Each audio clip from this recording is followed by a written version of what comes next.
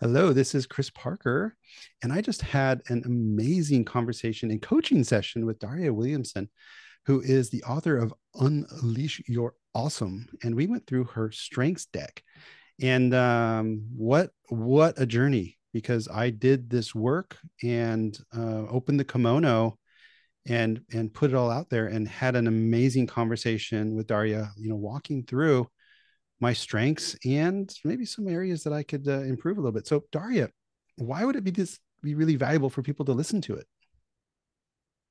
Well, I think we have so much of a focus on weakness in our life and work. We know what we're not good at and the things that other people think we should be better at.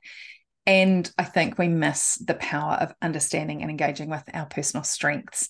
And so for me, this conversation was a great opportunity to play with you around personal strengths, to talk about why they're so important, but also to do that really practical demonstration we did with your strengths and looking at what that means for you and then what you can work on to bring more of your special brand of magic to the world.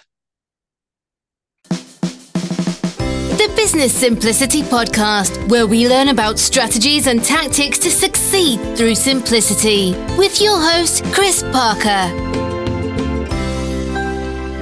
Back to the Business Simplicity Podcast. This is Chris Parker, and I'm having a conversation with Daria Williamson. And she might be the person who's been physically the furthest from me as we've been doing this, because she's coming in from New Zealand. And she is a family member of a dear friend, Bridget Johnston, who's from New Zealand. And I've known her for many, many, many years. And Bridget came back from a holiday just a couple of months back and handed me an amazing book, Unleash Your Awesome: How to Live and Work from Your Zone of Genius by Daria. And I sort of went down that rabbit hole, and the book came with a set of cards, and I was like, okay, what's this all about? And we're about to play around with not only the concept of the book and finding your zone of genius, but maybe be a little bit vulnerable, because I am going to walk through my strengths cards with Daria as a special gift from Daria to me, meaning I'm really looking forward to this. How often can you actually speak to the author and the creator of these things and get some immediate feedback? So we're going to have a lot of fun. And she's a coach, a facilitator, a trainer. You can find her at dariawilliamson.com and also strengthsdeck.com. Checking that, strengthsdesk.com. We'll put all that in the show notes so you can find her book, and you can find her coaching and facilitating after the conversation. So, Daria, because I know you a little bit from the family, I have a maybe an unusual starting question, because I know you're also a cat fan, but we're not going to go into that. But I want to talk a little about Little Red and Raven, your cars, apparently. So, Oh, so I was like, cats? Raven? So I was having a lot of fun with Bridget recently, and I was like, well, what is it about Daria, about her as a person that we can get into? And I thought maybe we can use this to open it up and discover who you are and why you're so passionate about strengths and helping people get into their zone of genius. But before I get there, apparently you have a knack for naming your cars. Yeah. I can't remember where it started. A friend, I think I'd just bought a new to me car, and a friend said, "Oh, what did you call it?" And I was like, "Wait, what? Wait, what? We give names to our cars." From New Zealand, Right. lots of people have boats. They give their boats names, and a great deal of time and energy goes into naming the boat. A lot of people name their Hmm. boat the office, so that someone can ring them Oh, and they can say, "Look, I'm caught up at the office. I won't be able to make that meeting." oh, I like it. Um, so yeah, this kind of idea of naming my cars, just it felt like an expectation. So there was a lot of pressure on it. So it started with Beaujolais, who was a red Peugeot. And Okay. then I had a silver Volkswagen, and it never ended up with a name. Oh, Um, sad. but yeah, I know. I had that one for 7 years, and just the right Hmm. name never came along. But then I got a little red Audi A1 Sportback, cute little thing, very racy also. And I learned that people really want to crash into you when you drive a red car. Oh, So it's like a magnet. yeah, I'm convinced my driving Yeah. style didn't change that much just Hmm. because I had a little extra get up and go on the pedal. But for one of the most visible colors on the road, it was amazing how many people would pull out in front of me as I was driving. So that was kind of unusual. And then I had sadly to say goodbye to Little Red a few months ago. She was going to take a little more maintenance than I was comfortable with. And so then the search for a new car began, and I ended up with something I never expected, which is a black car. And chatting to a friend who she works at a mechanics. And so we were talking about what kind of names could this car come up with. And she actually gave me the name Raven. And I was like, oh, I like it, because ravens are sort of funky. Like, we don't have them in New Zealand. So I've only encountered them overseas, but they're quite striking birds. They seem to be very confident, clear about what they want, and just go and get it.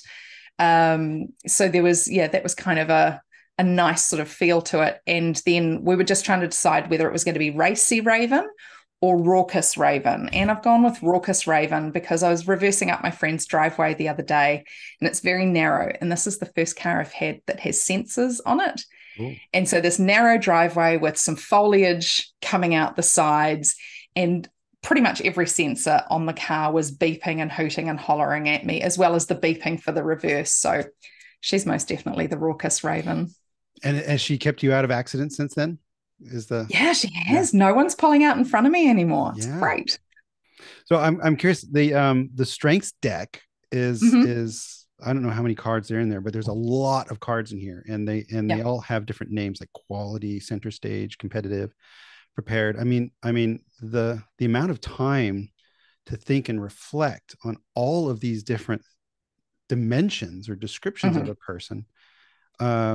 Maybe one naming things is one of your strengths. Is that something that you would claim, or I love that segue. I was really wondering where you were going with the naming thing. Look, the naming of the strengths was a really critical part of the process for me, because so the cards have both a name and a definition. There's 75 of them in the deck. And it came about from, I pulled all of the information I could get that was out there in the world about strengths. So there are a couple of really well-known strengths approaches out there in the world. There's a whole bunch of research out there. There are books. And then there was my experience as a leader and manager, and also just a human trying to figure this stuff out, right? And so I spent a lot of time looking at all the different strengths inventories I could get my hands on, and seeing often the same sort of thing was being called by different names in different inventories. So it was like, well, actually, what's the name that kind of brings that whole lot together and stitches them into one piece? And so I came up with a bunch of strength names. I came up with a bunch of definitions. Then I went out and road tested them with friends, and literally printed off on my printer at home, cut them up with scissors, created the first basic strengths cards for the strengths deck, and handed them to people and said, what do you think? And they'd go, oh, that name is dumb. It's so stupid. It doesn't make sense to me. And I was like, I thought that was a really good one. So getting that user feedback piece was really, really helpful. And so I think probably about 12 of the original names changed just from that very initial user feedback. And when I coach people with the cards, I say to them, pay less attention to the definition and more attention to what resonates for you when you read that word, because that's the piece that you're going to be working with. You're not going to remember the definitions, but you might remember, oh yeah, interpreter is one of my strengths, and what that means for you is always going to be the first thing that comes to mind. Now, where did this come from? What a task. I mean, to do all that research on all those different models and reflect on life, and then come up with the idea, okay, now I want to make not only a deck of cards, but there's also like this sort of like mat, because there's a whole process that we'll describe in a bit. And then of course write a book, which is a Herculean task in itself. Where did the inspiration come from? Like how did that spark first happen? There's two strands to it. So in early 2020, before COVID was really fully global, I'd booked myself in to do a diploma of positive psychology and wellbeing with the Langley Group in Australia. So I was going to head to Adelaide. I had my tickets booked. I had my hotel booked. Super excited. 2-3 day workshops over in Adelaide. And, we know what happened there. And they switched to an online version. And I'm super glad I went ahead with it. I love the in the room experience. So I was a bit hesitant about online, but went with the online one, and we went through the different modules. Every Wednesday night for 2 hours, I had this injection of positive psychology while we were in one of the world's strictest lockdowns. It was freaking amazing because with all the doom and gloom and scary stuff, there was this regular inject. And along the way, one of the modules was on personal strengths. And as I went into it, I just had this total light bulb moment. This is actually what I was trying to do and somehow doing as a leader and manager, but I'd never had a framework for it. I hadn't had the words to put around it or the principles to guide my practice. I'd just been really good at spotting what people were great at and figuring out how we could get them doing more of that and less of the stuff they didn't enjoy or weren't great at. And so I went headfirst down the rabbit hole of personal strengths. I became accredited in Strengths Profile, which is one of the main strengths approaches out there. And what I loved about their approach was they have a very dynamic model of your strengths change across contexts and time. You can work strategically with them. But they also brought in the energy piece. Like, does this actually energize you doing this thing you're really good at? Because you can be good at something and find it really draining. So I really loved that piece of their model. And I'd done a bunch of coaching with the Strengths Profile, and it had been really good for the clients that I'd worked with, but I felt like there was just some pieces missing. And part of it was the computer mediated thing, right? You're sitting there clicking buttons online and the computer prints out a report that says, hey, Chris, this is you. And so there's this disconnect with that. But the other part of it was also I felt like the main strengths approaches were talking about your top strengths or your worst weaknesses. But there's a whole bunch of stuff in the middle between the extremes. And that was where I brought in the proficiencies piece around what are you actually reasonably good at and reasonably happy doing? Because let's celebrate those. Those are actually super, super useful. So that was kind of how I started thinking about the model. But then it was, how am I going to get people to put their strengths into this model? And as I was chatting to a friend from the diploma, who we became great friends through having met through the diploma. I've never met her in real life. She's in Australia. We hope one day soon to meet. We were chatting like this on a Zoom call. And at that stage, my bookshelf was behind my monitor. And I was looking at the cards here. You'll see behind me the emotional culture deck, sort of off the corner of my monitor. And the emotional culture deck was created by a guy, Jeremy Dean, here in Wellington, New Zealand. And it's a whole bunch of comfortable and uncomfortable emotion words printed on cards. And there's loads of different ways you can use them. But for me, it was that really tactile, I'm holding this emotion card and I'm deciding, is this something I feel at the moment or not, or that I want to feel or not?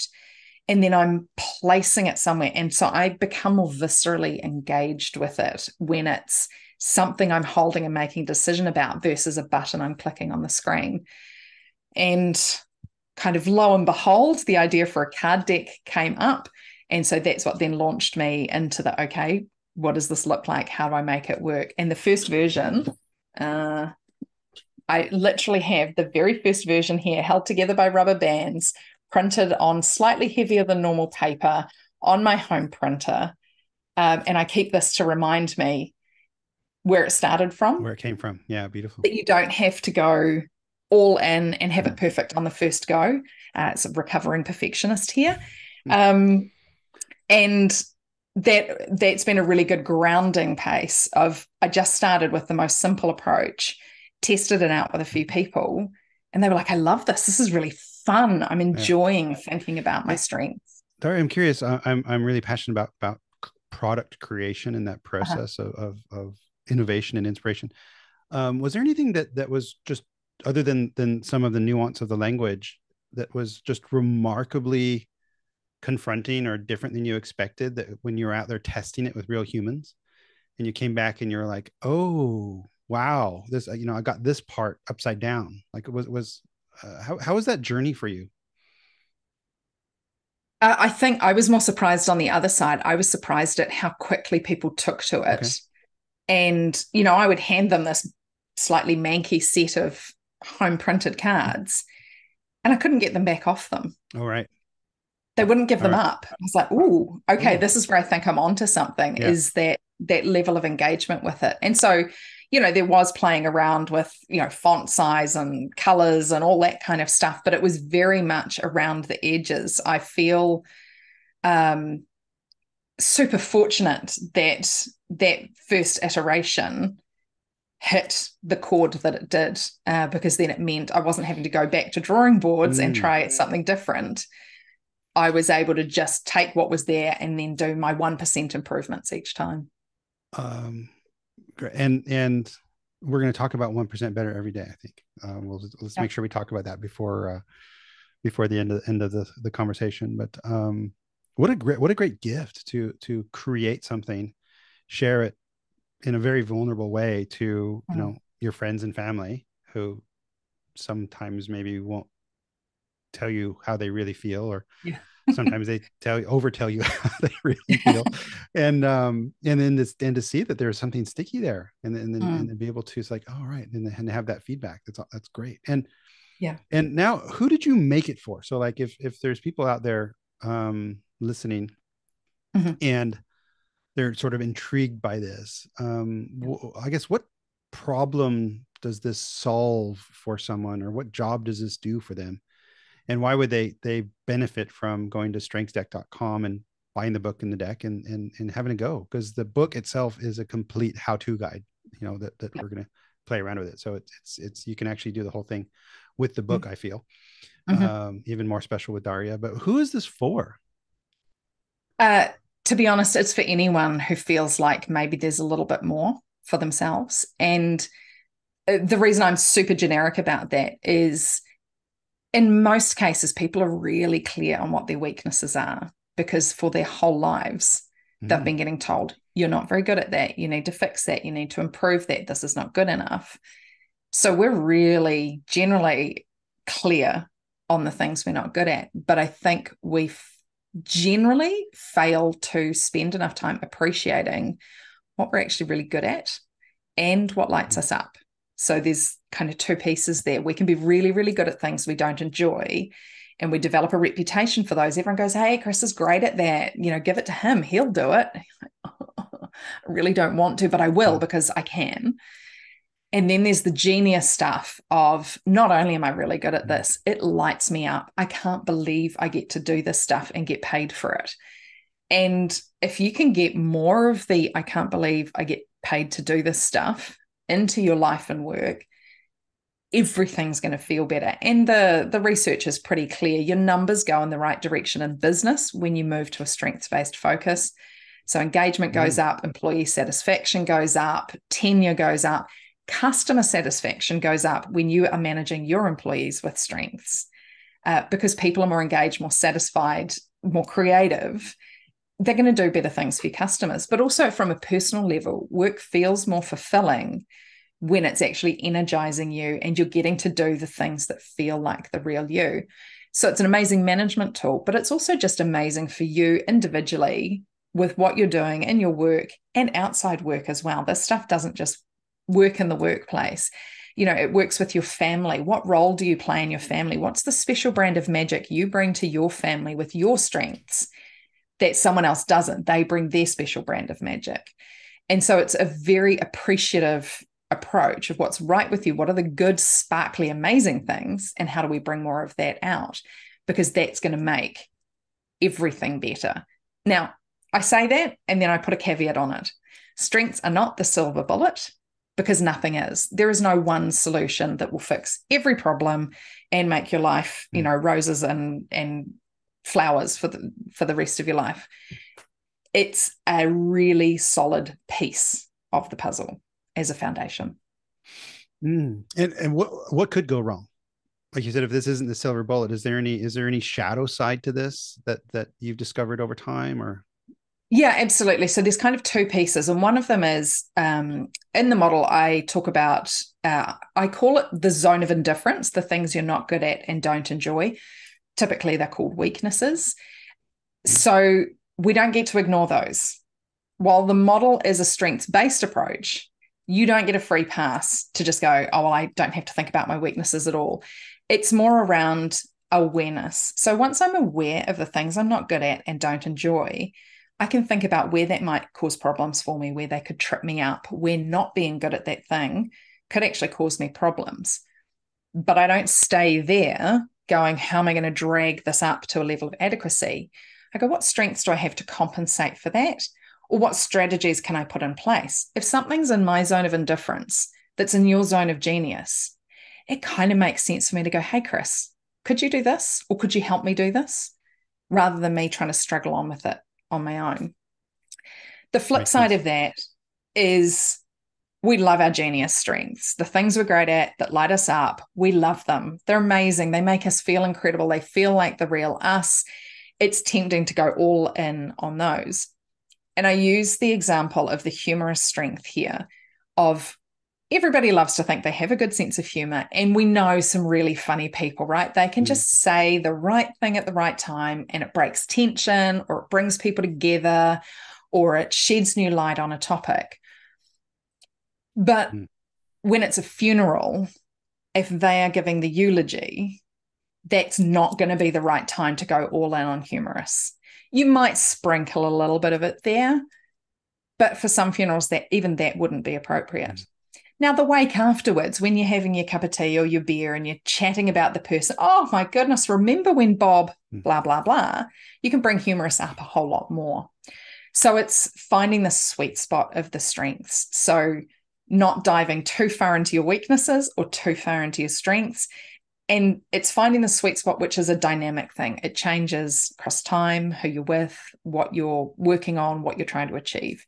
So it's a very much, it requires a lot of awareness, self-awareness and situational awareness. It's and what I'm hoping that we can get into is because I know one of the things I've read about in the book is actually to connect some of, like, say a strength in your zone of genius to your zone of indifference. And how can you maybe get a more of a balanced or harmonious experience and acknowledging these things that maybe don't excite you and maybe you're not very good at, owning up to that and accepting that. Maybe it's like, yeah, okay, all right, that's fine. And finding ways to I'm looking at on the screen, unleash your awesome in a way that you're like, oh yeah. Let me, there's three parts to this package, because there's the Unleash Your Awesome book, which explains a lot of the background. And then there's the strengths deck. What would you call the paper? Like it's like this is the matrix. It's not really a canvas, but it's a matrix. And and right bang in the middle, proficiency is I'm good at this and happy enough doing it. So this is kind of the get along with it kind of space. And then on the top right, zone of genius, I'm great at this and love doing this. This is that energizing space. Bottom left was that zone of indifference. I'm not great at it and I don't like it. Yeah. And those, I think those three were the easiest for me. And then the other two, the top left, reputation, I'm great at this, but I don't like it. That was the one that maybe caused me the most reflection and I actually have a big concern on that when we get into it, because when I'm looking at that, I'm it makes me actually uncomfortable, but we'll get into that maybe later. And then on the bottom right is a potential. I enjoy this, but I'm not super great at it. So these are things that maybe you could invest in that could be a potential, zone of genius. And then there's the 75 cards, and the cards are also color grouped. So like purple is relationships, blue is cognition. And I found that really interesting as well, because then you could see patterns of colors. So I keep looking to my right because that's my picture of my cards over there. I'll be looking to my left because that's where your cards are on my screen. And so maybe we're looking at each other. Imagine the cards are in between. Depends on how the recording goes. But it's and that also gives you a depth, meaning like, hey, like what's happening? Why is this theme more prevalent in one area, or are things very mixed? It's really enlightening to see it, and then to dwell on it and play around with it. And so I can imagine why it's hard to get the cards back from people. I know I have to give these back to Bridget, but I'm kind of delaying that. I've been using the excuse of, no, I've got to do the podcast first, but she'll demand them back at some point. Yeah, she knows it's today. She sent me a message before our recording. We were having fun talking about it, and yesterday, the day before. So how was that as a description? Is there something that I missed structurally in that you would want to add, that when people are thinking about it? No, you've nailed it there. 5 zones, 75 cards, and the sorting process itself is a really interesting process for a lot of people. And some people whip through it really, really fast, and other people, it can take 70 or 90 minutes if they're really sitting there and thinking things through. And that usually this pace that people are going through it starts telling me a little bit about what kind of strengths might land where for them. But actually that reflection piece is where the power of the thing comes from. Anyone can throw 75 cards down on a table, but actually how much you engage with it. And also that reflection piece on, I'm very clear in the book, pick what you're sorting these for. So if you're sorting them for work, sort them for work and leave the rest of life out of it. If you're sorting them for home, sort them for home and forget about work for a while, because strengths can show up differently in different contexts. And then it's also being really present. So it's not what Miss Jones, your primary school teacher, told you about whether you were creative or not. It's actually right now in what I do, where does that strength show up for me now? So trying to detach from judgments and assessments and our shoulds. Oh, I should be really good at that. Are you or aren't you? Because my philosophy is, if you're breathing, you have weaknesses. Congratulations, you're human. So rather than go, oh, it's really bad that this is here. No, it just is. That's the reality. So just try and be as okay with it as you can. And then, we work with what's in front of us now. And this will change over time. So when you take strategic action with your strengths, they will shift around. When your context changes, they will shift around. So this is not, when you do the card sort, it's not a forever and ever amen diagnosis. It's a snapshot in time right now. And in 6 months' time, it'll look really different, which is why I encourage people to do this sort every 6 to 12 months, or before or after a major change. If you know a major change is coming, you're getting a promotion at work, something like that, do a card sort about it and see what you're going to bring forward.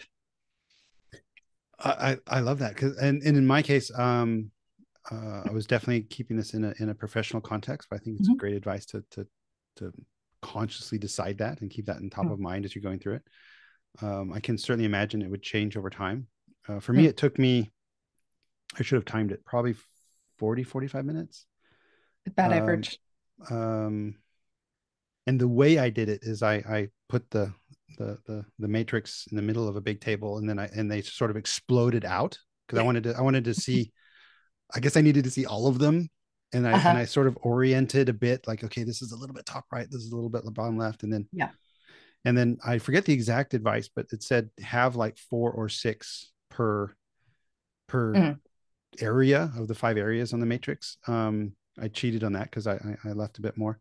And for people that would like to see this, if you're watching this on YouTube or podcast, just click through to the show notes page on my website, youbilliant.com, and you will find the links to Daria's website and the strengthsdeck.com, where you can buy the stuff.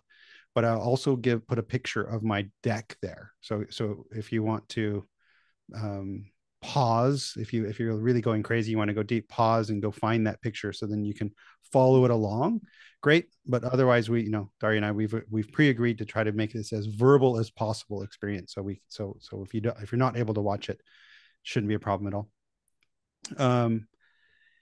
And then I found it hard to like, what do I leave out? And yes. and I found it confronting that I forced myself to really push these into a domain. Okay.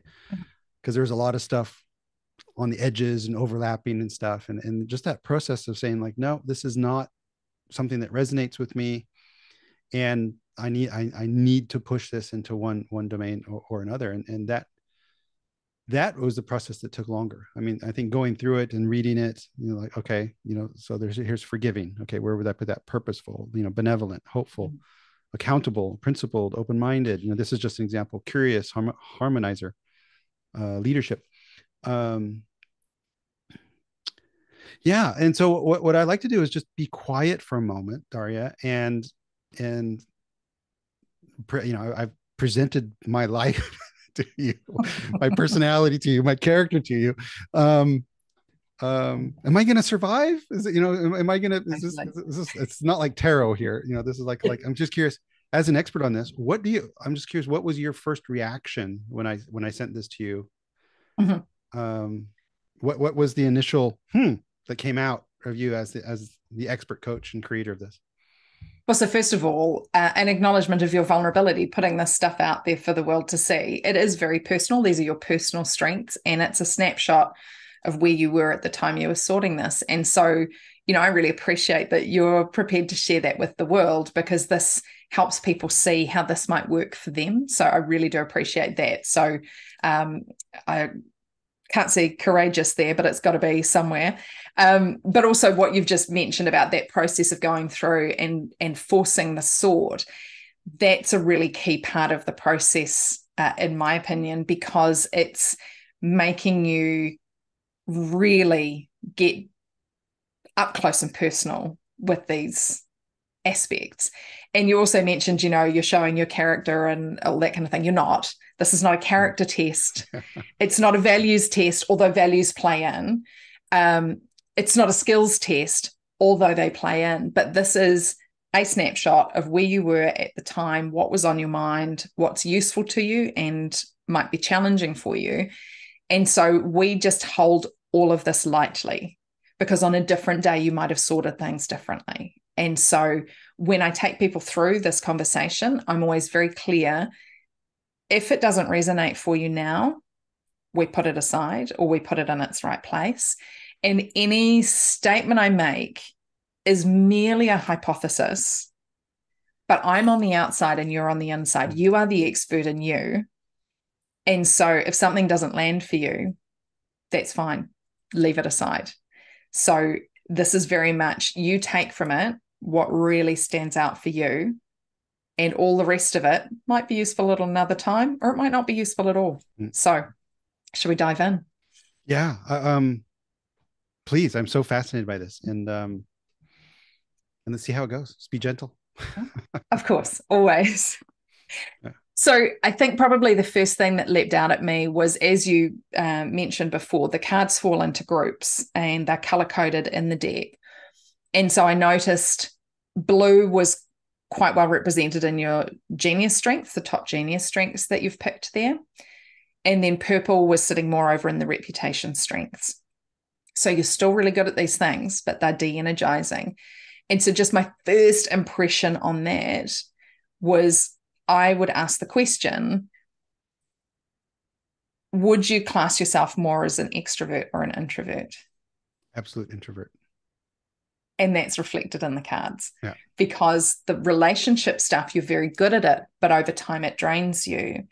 But the thinking, the internal stuff is energizing you. And also I noticed pink potentially pretty much down in the potential zone. So pink is the essence, and that is a zone, a set of cards that introverts tend to really quite enjoy, because it's about what is it to be me.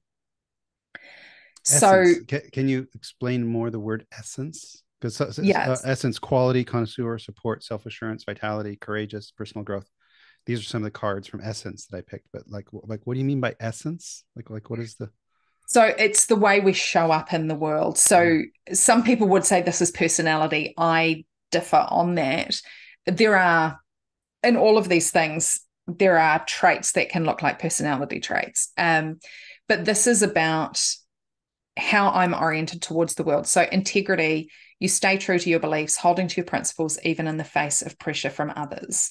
For some people, that's super energizing. For some people, it's de-energizing. Some people find that really, really easy to do, and other people find it really, really hard to do. But it's all about that way of showing up in the world, compared to storyteller, which is I'm good at telling stories or not. and I enjoy it or I don't.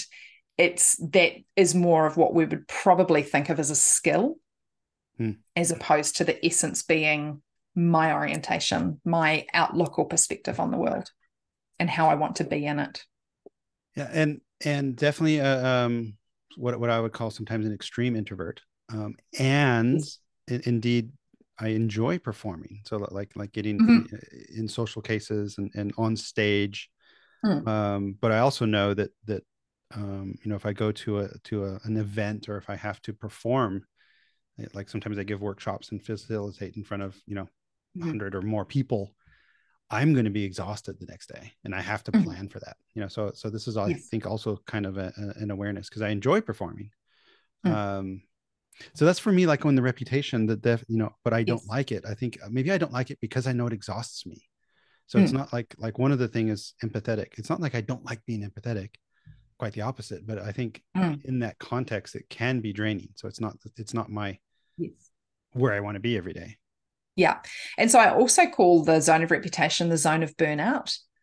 So if I said to you tomorrow, right, Chris, from tomorrow onwards, you have to do all the relationship stuff for 40 hours a week. You're going to be really good at it for a time, but then the de-energizing nature of it is going to take over, and it's going to make it harder for you to perform. You're going to burn out. And that's why I make that really clear distinction between whether I'm good at it and I enjoy it because it's energizing me, it feeds me. I might be physically exhausted at the end of it, but on the inside, I've got that buzz going on, versus, yep, I did that really well, but oh, please let me close the doors and just recover. And so this is where understanding that tendency is super, super helpful, because it means when you are going to be using the relationship developer strength, when you're going to be going to a big conference and there's lots of people, and so the rapport builder becomes really important, meeting people, connecting, knowing that is going to de-energize you over time. Two things. Number one, how are you going to dial those down so that you've got some recovery time? But then second thing, what are you going to dial up from the right-hand side of the matrix, which is the energizing stuff that you love, that's going to help replenish the battery, so that when it's the next time to go around and do the conference networking thing, you're coming at it from a place of energy. I see it. That's funny that you picked out this introvert extrovert thing just on the on the main thing. So okay, keep going. I'm all right. So one of the other things I noticed around the cards is green, which is action, sits lower on the matrix for you. So you've got one improver in your zone of genius, and the others are appearing in indifference and potential. And the blue thinking cognition cards in the zone of genius. Do you find there are times when you struggle to actually get stuff done, get moving on things? For sure. And I think this is also one of the reasons why I've dedicated my own practice to simplicity, because if I leave myself alone, I will intellectually work something out forever. And what my wife says is, I'm a master at taking extremely vast, complicated, complex systems and simplifying that down like no one else can in the world. And I can take the most simple task and explode it in complexity to the point that it never gets done. So there's and maybe this is that what you're seeing down there at the bottom there. It's with some of the green, get it done. One of the things I put indifference competitive, and I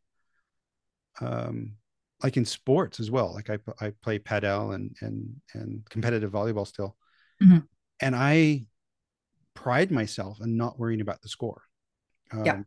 But there's other people who are there for the score, and it's just a very interesting way of I can see how I'm reacting to this different than other people as well. So so I want to pick up on what you just said about being able to simplify but also complexify things. So the simplification makes total sense to me, because I'm seeing interpreter there, which is about breaking complex things down so that other people can understand them. And also your reflection piece will be coming in there. So that's a communication and a cognition card working really nicely together, so that there's this vast complex beast and you distill it down to some simple principles that you can then share with others. And lifelong learner will be playing a piece in there as well, because I imagine you consume vast amounts of literature in different formats. But reflection can be a double-edged sword. So can lifelong learner. So as you said, it's something really simple. Well, actually, let me think about that some more. And actually, now I have 72 tabs open on my browser because I'm digging into this. So I talk about, there's two strengths that come around information. So one is curious. And I say curious is kind of like skipping across the top of the water. So it's like, oh, this and all that. And what about that? And what about this? And lifelong learner then dives into the pond and goes deep. And so lifelong learner and reflection together without an action strength can lead into the spiraling of ever deeper complexity and profundity that doesn't actually change anything. But that said, you have change maker as one of your genius strengths as well. And so that's when it's like, okay, how am I going to dial up change maker, which is about seeing and helping others see the possibilities for change, and then actually bringing that into being. So it is a thinking strength, but it has an action component. And so if you can link your change maker to your reflection and learner along with interpreter, you're going to be able to get a whole bunch of that stuff done. I see that. I think hearing that just wants to make me stand, sit up more straight and like, yeah, that's me. I can take that. And improver is in there as well. That's the one green thing in there. Like how does improver play with changemaker? Are those? It's a great combination, right? So improver is that you're excelling at making things better and have a keen eye for spotting opportunities to do so. And so this is the one where you'll act first, think later. So you'll intuit there's a better way to do things and you'll set about getting it done. Changemaker starts with the thinking and then moves to action. So if you can bring those two together, you've got this ability to really perceive the stuff, bring in learner, I'm not just going to go off half-cocked. I'm actually going to make sure this is the right approach. Interpreter, you're going to be able to explain it to other people and then get stuff happening. And it's not showing on your top cards, but I'd be curious as to where mobilizer, which is a relationship strength, plays in. And one thing I should sort of point out, I force the choice of the top cards in each zone.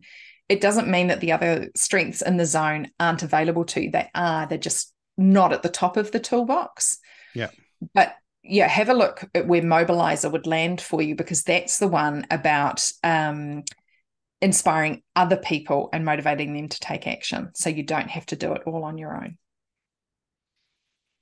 Yeah, I can see that. And I think also bottom left with like activation and time maximizer, of course, these aren't my favorite things. Yeah. Which of course can be a shadow, letting me intellectualize maybe too long and too far. Yeah. So it's enlightening and confronting, kind of all at the same time, because you're seeing, give me more of that. And then you're also like, well, and okay. Yeah, I can wear it. Yeah. Okay. Yep. I accept that. Yeah. And then start having this conversation of what to do about it. So. And so with the genius strengths, I say the key here is use them wisely and well. So it's not too much and it's not too little. The old story of Goldilocks, we want the just right version. And you've already picked up for yourself, the excessive complexifying, but also you have the skill to simplify. So figure out where the boundaries are lying for you and take one step back from the boundary on either side. And then you're probably going to be in a good zone for performance and sustainable performance. And same thing on the reputation side. If you lean too far into them, totally going to drain you. But you don't want to stop that stuff because it's stuff you're really good at that's useful and helpful. So what's the one step back or two steps back from overuse there? And then what can you pair it with in your proficiencies or zone of genius, or maybe in your zone of potential even, that's going to bring some more of that enjoyment and energizing piece across when you're needing to do that stuff. So if I grab onto proficiency there, which is the domain in the middle of the matrix, because typically you would find a 2x2 matrix. So you'd have these 4 quadrants and you push it in there, but there's this one right bang in the middle that again is I'm good at this and happy enough doing it. Why is that there? Like, because it forces another level of decision, meaning it's kind of in between all of this stuff. Yes. Why is that there, and what does that tell you about? So it doesn't feature in any of the other strengths approaches that I've come across. And for me, it was really important because when we just focus at the edges, sure, we can push the edges of the envelope out, but we leave so much on the table in the middle of the field. You know, you imagine if a football game, they were only using the couple of meters around the outside edge of the field, it would be a really constrained game. So thinking about what's in the middle, you can't score a goal when you're right in the middle of the field, but what happens there can enable you to score a goal or prevent your opposition from scoring a goal. So these are things that are super useful. You know, the fans don't pay to see you play in the middle, they pay to see the goals. But without the stuff in the middle, the goals can't happen. And so I talk about the proficiencies being a really awesome foundation piece to build into your life and work. So they're not the things that are going to crank you out of bed on a Monday morning going, woohoo, I get to do my proficiencies. But if you build them in, then on Friday afternoon, when you're like, oh, it's a couple more hours before I can shut down the shop. If you can do these things, you're going to be reasonably happy doing them, pretty good at them. So you're still going to be able to do good work, even on the days when you're not that motivated. So they provide this foundation which acts as a springboard for going into your genius strengths, because genius strengths, they help us get into flow, but sometimes flow just doesn't happen, right? The stars haven't aligned, the muse is off helping someone else, and flow's just not coming. So you need your proficiencies in place so that you can still keep doing good work, even on the days when you're not getting into flow. But when you can, then you've done good work, springboard off into your genius strengths, get into the flow, which most people can do for 60 to 120 minutes. Then you got to come out of it. We can't stay in flow. And so proficiencies I then see as like creating this lovely soft landing pad. So instead of slamming onto the concrete, you're coming onto the soft, squishy landing pad of your proficiencies, like, okay, flow's finished. I need a bit of time to recover. I can just keep doing this stuff. It's not going to drain me, and I'm going to keep being able to do good work. So that's why for me, proficiencies, I mean, they are kind of the heart of the strengths deck approach. And ironically, they end in the middle, right? So they're the heart of the matrix as well. And when I shared this with Bridget before sending it to you, and she also gave me the feedback. She says, yeah, she really, really sees me in this. And I've known her for years and years, and we worked together and did different projects together. So it was also a good, I guess, confirmation. And I have a bit of a narrative about my, because in my world, sometimes I'm a coach, but I'm also an executive, you know, CTO and CIO at certain times. And I can really see myself in these. But before I share that narrative, let's dive down to the bottom right to potential, which is I enjoy this, but I'm not great at it. So this is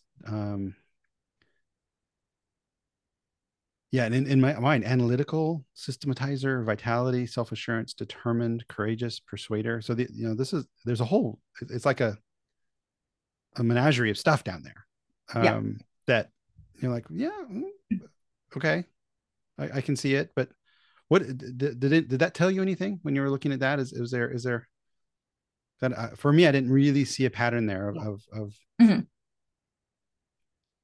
looking at it, I'd say probably, you know, self-assurance and courageous have a little bit of a link to one another.